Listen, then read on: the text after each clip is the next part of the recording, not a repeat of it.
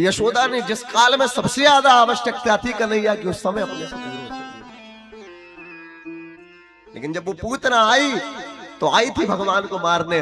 भगवान ने कहा कि पूतना आई तो तू किसी ना किसी प्रकार से तूने मुझे दुग्ध पान तो अपना कराया है, और मैं दूध का कर्ज तो निभा कर रहूंगा। और उस दूध के कर्ज को कैसे निभाया कि महाराज अपना लोक प्रदान कर दिया पूतना है।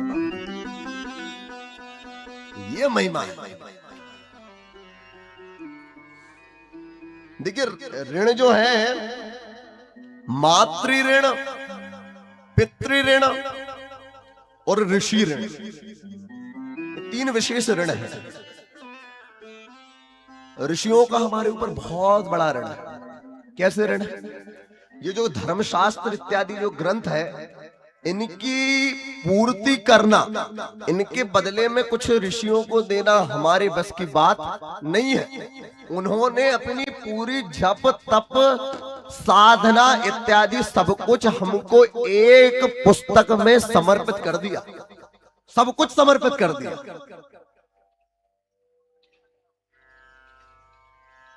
पिता ने हमको पाला पोसा,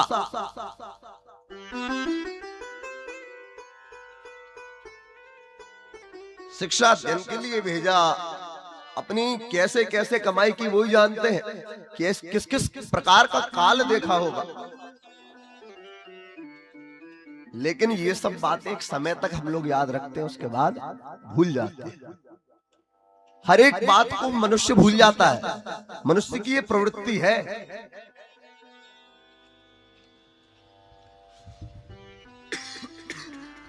हम लोग बहुत जल्दी भूलते हैं।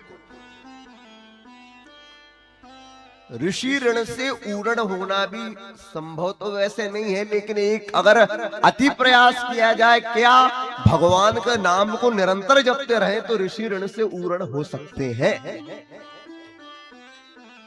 और इतना ही नहीं, पितृ ऋण से भी आप ऊरण हो सकते हैं, पिता के ऋण से।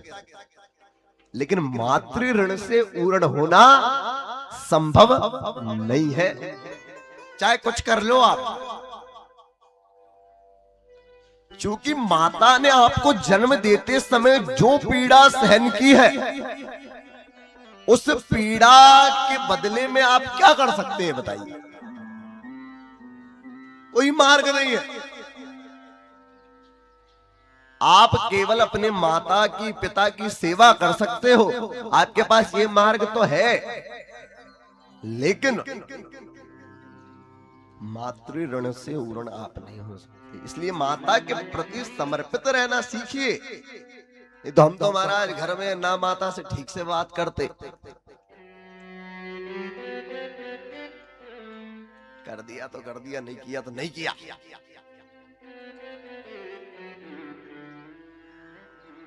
तो तीन ऋणों के विषय में शास्त्रों ने बताया। इन बातों को ये अति गंभीर विचारणीय तथ्य है। श्रीमद् भागवत के अन्य अन्य पुराणों में इन विषयों पर इतनी चर्चा है महाराज कि घंटों इन्हीं पर चर्चा चलती रहे तो भी समाप्त नहीं हो पाए। श्रीमद् भागवत कथा में भगवान ने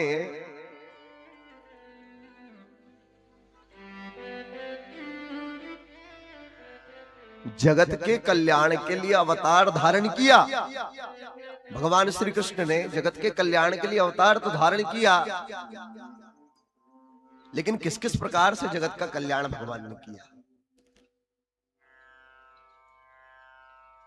अवतार के क्या कारण थे?